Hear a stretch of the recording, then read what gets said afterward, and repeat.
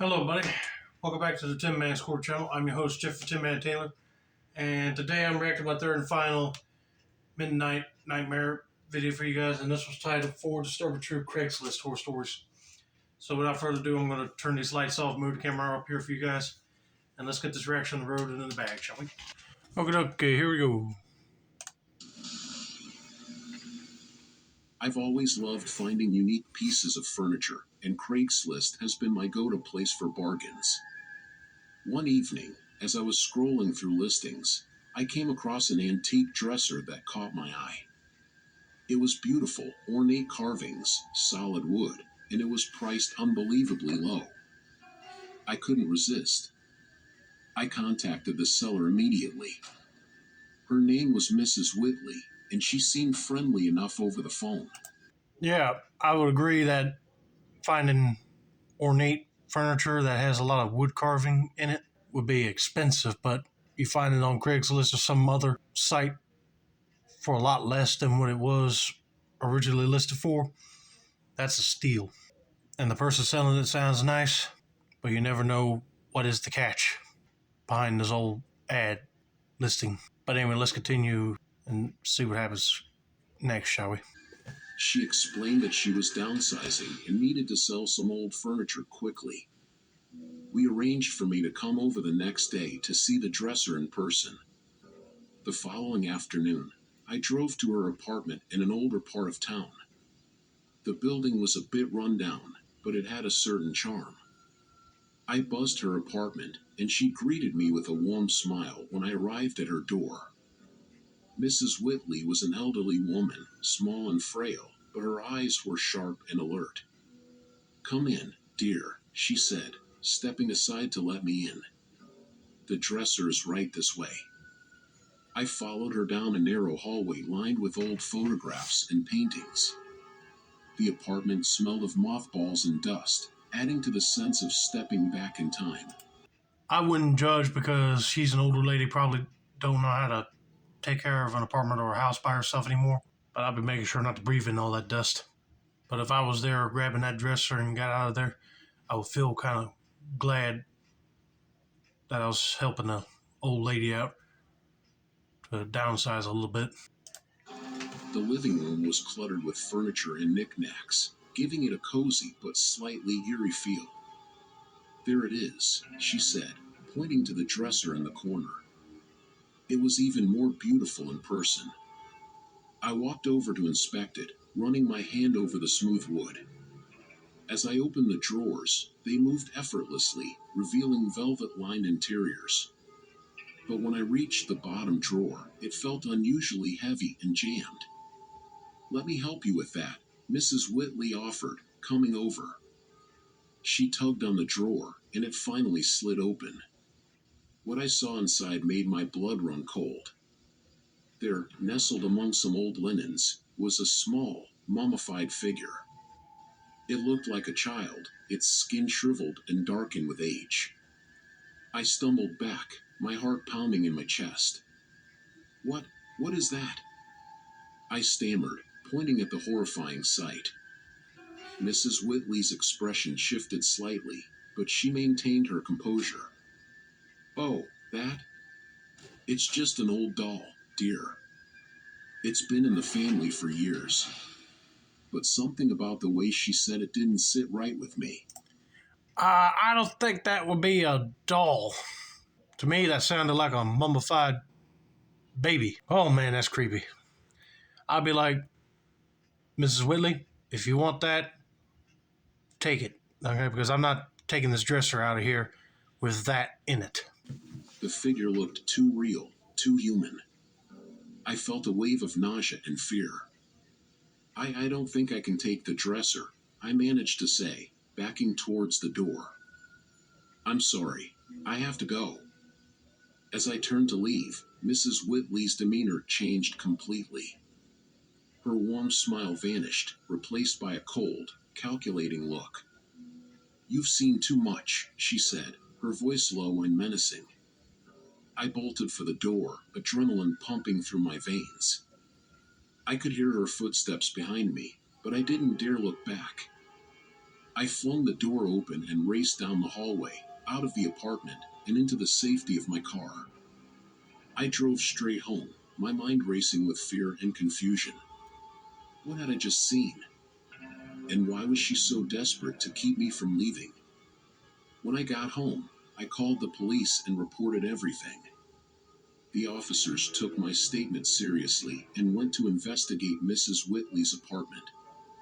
What they found confirmed my worst fears. The mummified figure was indeed a child, and it had been hidden in that dresser for decades. Mrs. Whitley was taken into custody, and a full investigation was launched. It turned out that Mrs. Whitley had a dark past. Decades ago, her young child had gone missing under mysterious circumstances. The case had gone cold, and she had moved on, or so everyone thought. But she had been hiding the truth all along, keeping the mummified remains of her child hidden in that dresser.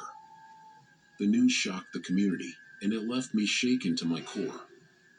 I couldn't stop thinking about how close I had come to buying that dresser, about the secrets it held. The experience left me with a deep sense of unease and a new appreciation for the hidden dangers that can lurk behind seemingly harmless interactions. For weeks after, I couldn't shake the image of that mummified child.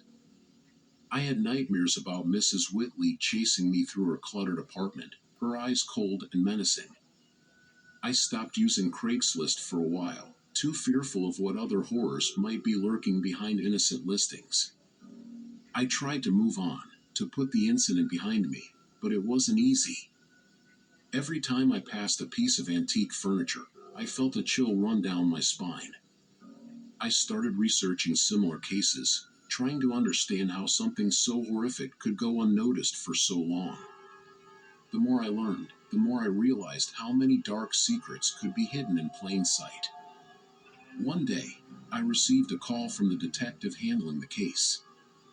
He thanked me for coming forward and told me that Mrs. Whitley had confessed to everything. She had been living with the guilt and the horror of what she had done for years, but she had never been able to let go of her child's remains.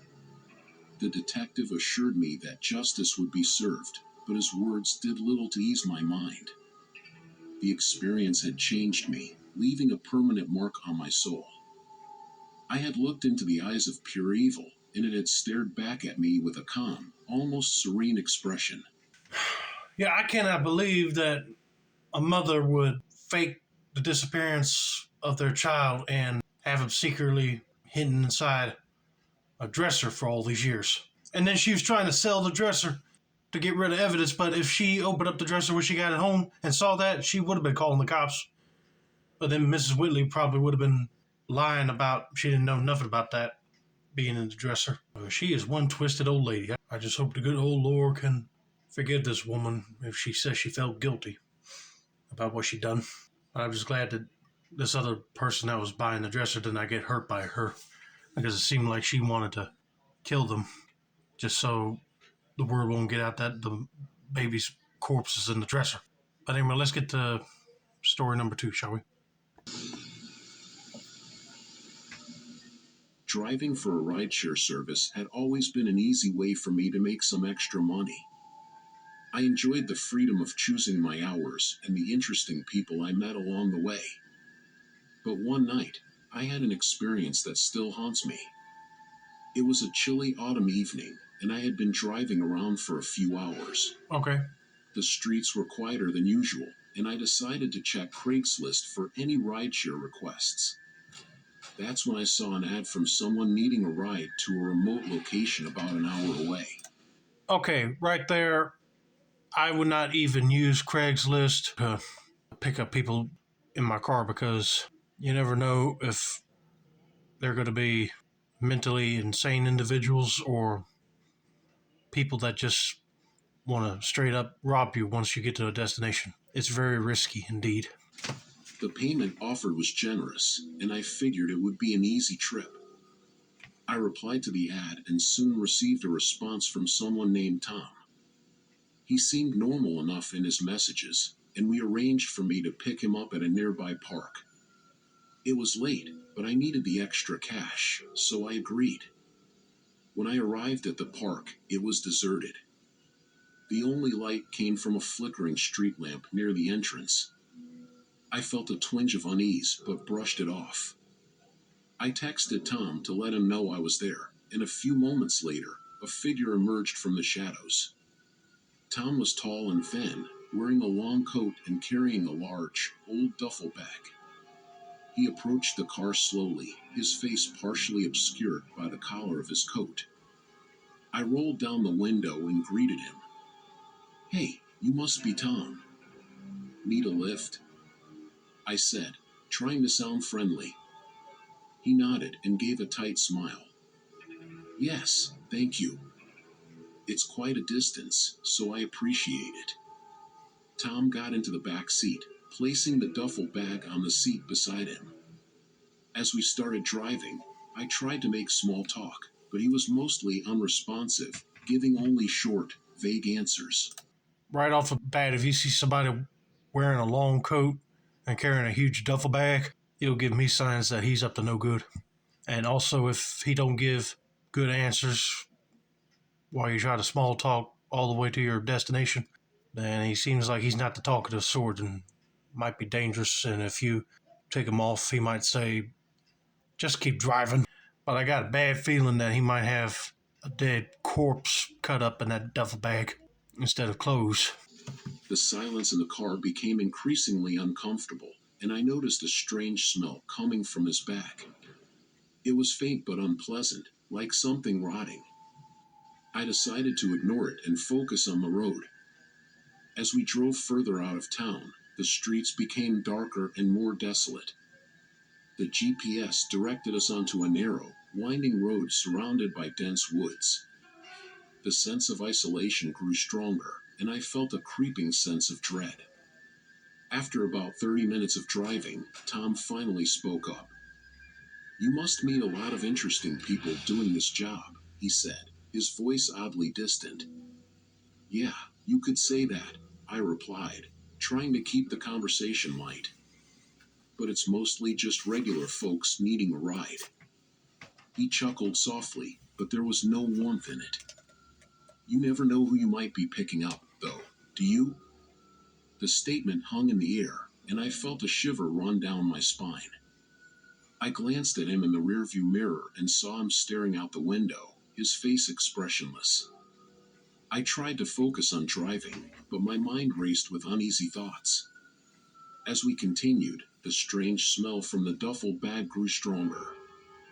I couldn't ignore it any longer. "What's in the bag?" I asked, trying to sound casual. Tom's eyes flicked towards me in the mirror, and for a moment, I thought he wouldn't answer. "Just some old things," he finally said. "Nothing to worry about." But I was worried. The smell was overpowering, and his evasive answer only heightened my anxiety. Yeah, I wouldn't dare question him about the bag because he might end up doing something to you if you keep on asking. I decided to stop at a gas station up ahead, hoping to get some fresh air and clear my head. "We need to make a quick stop," I said, pulling into the gas station. Tom didn't respond, just stared at me with a blank expression. I parked the car and got out, taking deep breaths of the cool night air. As I stood there, I saw the gas station attendant inside the store, and I considered going in to ask for help. Gathering my courage, I walked back to the car and opened the back door. "I need to see what's in the bag," I said firmly. Tom's demeanor changed instantly. His eyes narrowed, and he clutched the bag protectively. "No, you don't," he said, his voice low and threatening. The tension in the air was palpable. I took a step back, my heart pounding. "If you don't let me see it, I'm calling the police." For a moment, we stared at each other in a standoff. Then, with a sudden burst of movement, Tom lunged at me, knocking me to the ground. I struggled to get up, but he was stronger than he looked. He grabbed the bag and started running towards the woods. I scrambled to my feet and ran into the gas station, shouting for help. The attendant called the police, and within minutes, a patrol car arrived. I explained everything to the officers, and they immediately began searching the area. After what felt like an eternity, they found Tom hiding in the woods, clutching the duffel bag. When they opened it, the smell that had been haunting me was explained. Inside the bag were human remains, carefully wrapped in plastic. Tom was arrested, and the police investigation revealed a disturbing truth. He had been using Craigslist to find rides and dispose of the remains of his victims. He was a serial killer, and I had narrowly escaped becoming his next target. The experience left me traumatized. For weeks, I couldn't sleep, haunted by nightmares of Tom's blank stare and the horrible smell of the bag. I stopped driving for the rideshare service, too fearful of what other dangers might be lurking behind innocent requests. Well, I don't blame you because I wouldn't have to run into no creepy people like him either. But man, just knowing you had a serial killer right behind you all this time, and every time you question him what's in the bag, he would get kind of annoyed. I'm just glad he did not lunge and try to kill you with some sort of weapon he used to kill his victims. But I had a feeling it was a bag of body parts, but he wrapped it in plastic just so it won't be bloody in there. But he should have known it would produce a big smell and make it obvious that something's up to the driver. But thankfully, the police found him and arrested him and were able to put him behind bars. But that driver should be considering himself lucky for stopping.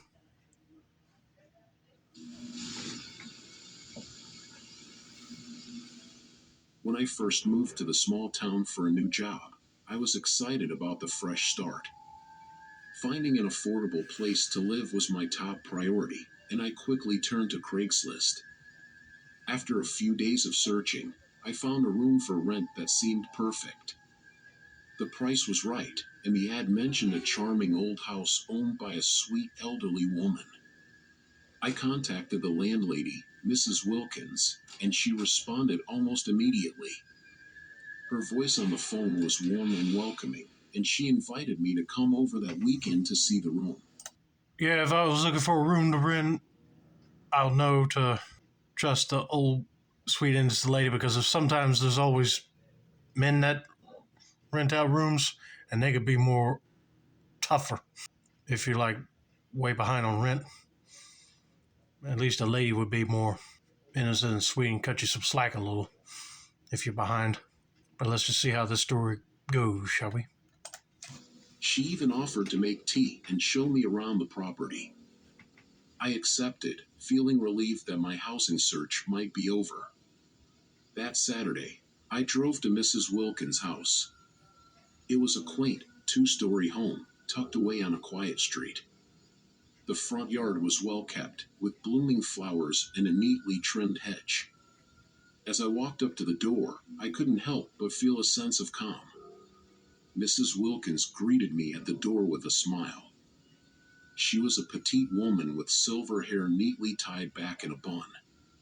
Her kind eyes and gentle demeanor put me at ease instantly. "Welcome, dear." Come in," she said, ushering me inside. The interior of the house was just as charming as the outside.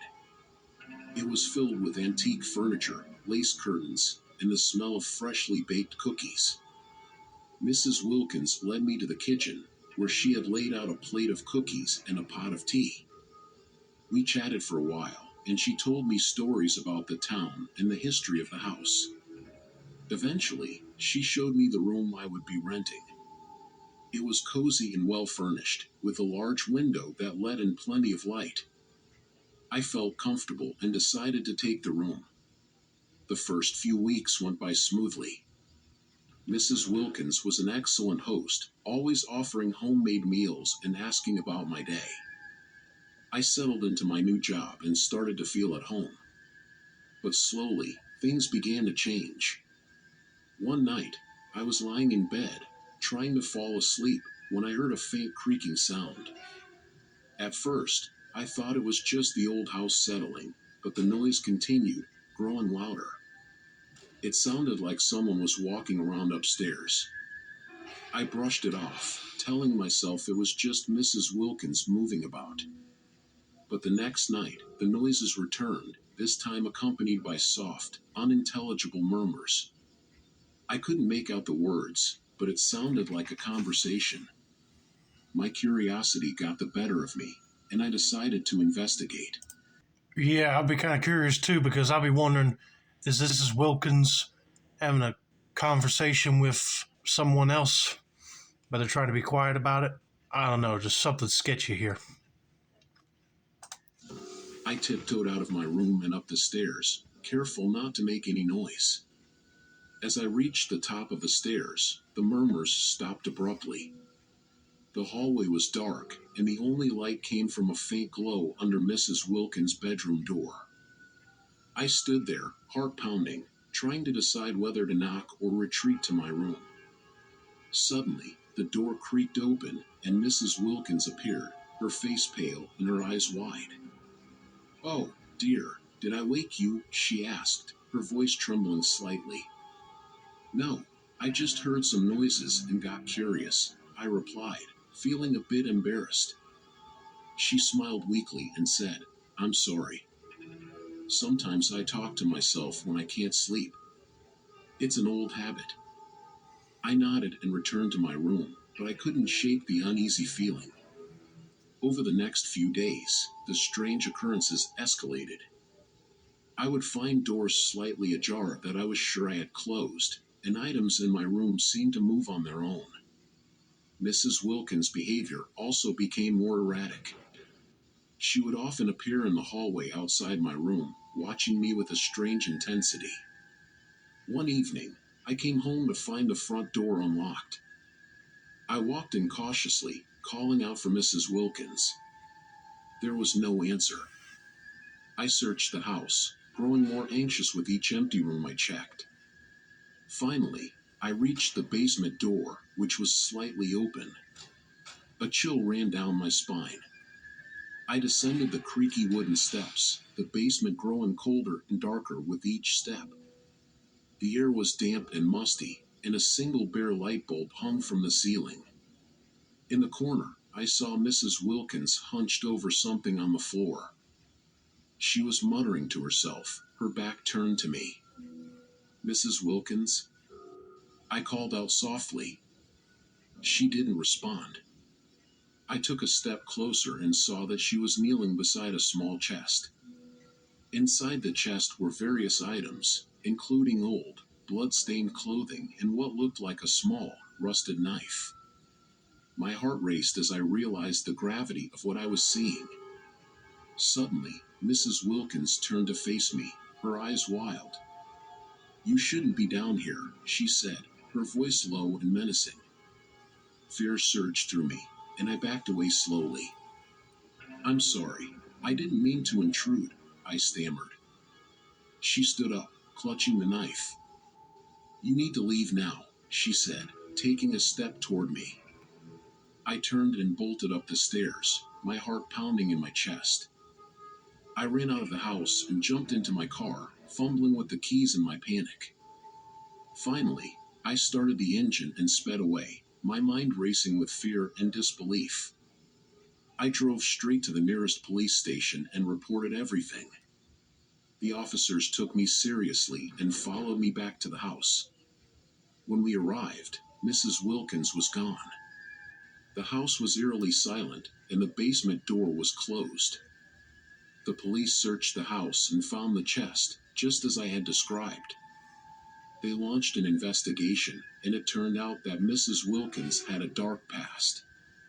She had been involved in several suspicious disappearances over the years, but no one had ever connected the dots until now. Mrs. Wilkins was eventually found and arrested.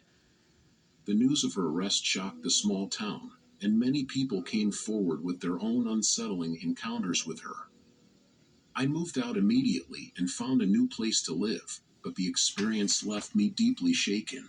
Unbelievable. You would think that all old ladies would not have no dark past, but apparently this one did. But I'll be doing what she did, run out, get the cops involved, and have her arrested because she's mentally unstable.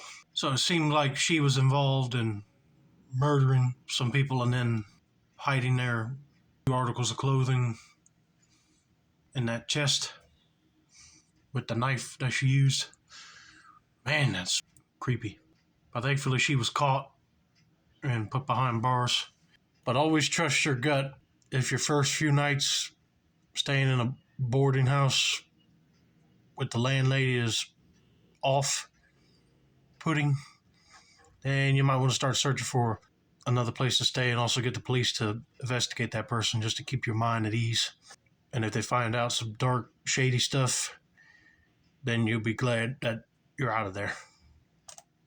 For months, I couldn't sleep properly. Every creak and rustle in my new apartment sent waves of anxiety through me. I kept thinking about how close I had come to becoming another one of Mrs. Wilkins' victims. The fear lingered, a constant reminder of the hidden dangers that can lurk behind seemingly harmless interactions.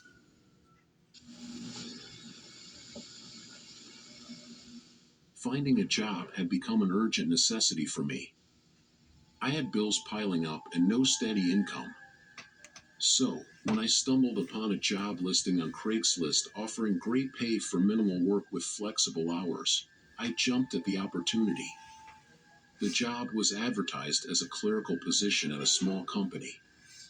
The ad mentioned the need for someone who could start immediately, and I figured it was worth a shot. I responded to the ad and received a prompt reply from a man named Mr. Harris. He seemed professional in his emails and asked me to come in for an interview the following day. He mentioned the office was located in an older building on the outskirts of town, but reassured me that it was safe and easy to find. If you had bills piling up like this guy's talking about and you needed a job quick, you just take what you get. But I wouldn't be searching on Craigslist. I would be going from like different places, businesses, just to see if they're interviewing anybody, or look through want ads in newspapers. The next day, I dressed in my best interview outfit and drove to the location. The building was isolated, surrounded by overgrown trees and weeds. It looked like it had seen better days, with its cracked windows and faded paint. My unease grew, but I was determined to get the job. I walked up to the door, which had a small plaque with the company's name on it, Harris Enterprises. I knocked, and a moment later, Mr. Harris opened the door. He was a tall man in his 40s, with a neatly trimmed beard and an overly enthusiastic smile. "Welcome. You must be Thomas," he said, extending his hand. I shook his hand and nodded. "Yes, thank you for seeing me." He led me inside, and I couldn't help but notice how empty the building felt. The air was cool and stale, and the fluorescent lights flickered overhead. We walked down a long hallway lined with closed doors until we reached a small office. Mr. Harris gestured for me to sit. "Let's get started," he said, taking a seat behind his desk. The interview began normally enough. He asked about my previous work experience, my skills, and why I was interested in the job. But as we talked, I couldn't shake the feeling that something was off. His questions started to become more personal, probing into my life outside of work. Yeah, that's a little weird. No employer should ask what you do on during your personal time off. That'd be like a red flag up in the air automatically for me. "Do you live alone?" he asked casually, leaning back in his chair. I hesitated. "Yes, I do." He smiled, but there was something unsettling about it. "That's good. It means you can dedicate more time to the job." I nodded, feeling increasingly uncomfortable. After about 30 minutes, he stood up and extended his hand again. "Congratulations, you're hired. Can you start tomorrow?" I agreed, partly out of desperation and partly because I didn't want to be rude. He handed me a set of keys and gave me a brief rundown of my duties, which included organizing old documents and cleaning out storage rooms. The next day, I arrived early, determined to make a good impression. Mr. Harris wasn't there when I arrived, but he had left a note on the desk with instructions for the day. I began sorting through the documents, which were old and dusty. It was tedious work, but I was grateful for the opportunity. As the hours passed, I started to notice odd things about the office. There were rooms filled with bizarre items, antique dolls, rusted tools, and old photographs that seemed out of place. The whole place had an eerie atmosphere that made me feel uneasy. Around midday, I took a break and decided to explore the building a bit more. I opened one of the closed doors and found a small storage room. Inside, there were boxes stacked high, and the smell of mold was overpowering. As I rummaged through the boxes, I found something that made my blood run cold, a collection of photographs showing various people, all with expressions of terror on their faces. I quickly put the photos back and closed the door, my heart racing. I wanted to leave, but I needed this job. I decided to keep working and avoid that room. A few days later, Mr. Harris gave me a new task. He handed me a box of old letters and told me to organize them by date. As I sorted through the letters, I began to notice a pattern. Many of them were written by people who had worked for Mr. Harris, detailing their experiences and expressing fear for their safety. One letter, in particular, caught my attention. It was from a woman named Linda, who had worked in the same position I was now in. She described feeling watched and finding disturbing items hidden around the office. Her letter ended abruptly, and I couldn't find any other documents about her. My anxiety grew with each passing day. Mr. Harris became more secretive and started giving me odd tasks, like cleaning out old rooms that hadn't been used in years. One evening, I was alone in the building when I heard footsteps in the hallway. I called out, but there was no answer. The footsteps grew louder, and I felt a cold sweat break out on my forehead. I grabbed a heavy book from the desk and slowly walked towards the door. As I peeked out, I saw a shadowy figure at the end of the hallway. The figure was standing still, watching me. Fear surged through me, and I ran back to the office, locking the door behind me. I tried to call Mr. Harris, but there was no signal. I sat in the corner of the room, clutching the book, my mind racing with fear and confusion. After what felt like an eternity, the footsteps stopped. I waited a few more minutes before unlocking the door and making a run for it. I didn't stop until I was outside, breathing in the cool night air. I got into my car and drove home, my hands shaking. The next day, I didn't go to work. I couldn't bring myself to return to that place. I called Mr. Harris and told him I was quitting. He tried to convince me to stay, but I hung up and blocked his number. I reported everything to the police, but they found no evidence of any wrongdoing. The building was abandoned by the time they arrived, and Mr. Harris had disappeared. The experience left me traumatized, and I couldn't stop thinking about the photographs and the letters. Months later, I received a package in the mail with no return address. Inside was a single photograph of me, taken from outside my apartment. On the back, there was a note, "We're always watching." I knew something had to be off about that Mr. Harris guy, but I would have been calling the cops while I was still working in his place, because then they could have came right in and looked at all that evidence and caught Mr. Harris. But since Thomas here decided to quit and he called the cops, Mr. Harris won't take any chances. He was destroying any evidence that was in that building and making it look like that place has been abandoned. That is scary. I'm sorry that this guy had to go through all that. But anyway, I hope you guys enjoyed this video. Don't forget to like, subscribe, turn on post notifications. for more midnight nightmare content like this. This has been another successful installment of the Tin Man's Court channel. I'm your host, Jeffrey Tin Man Taylor. That's a wrap, and have a nice day, y'all.